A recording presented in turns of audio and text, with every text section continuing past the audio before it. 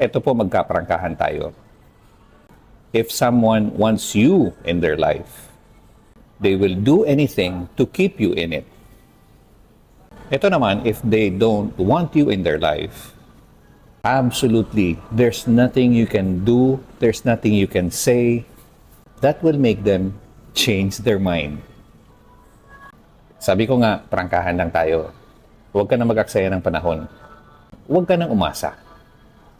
Huwag ka nang umasa, huwag ka nang aasa. Ibaling mo na lang yung tingin mo sa iba. Stop trying, huwag ka magbakaawa. Do not beg anyone to want you. Never beg anyone to want you. Kasi never na mangyayari yun. Huwag ka naman magpaka-cheap. You are much more worthy than that. Please lang, pahalagahan mo yung sarili mo. Please.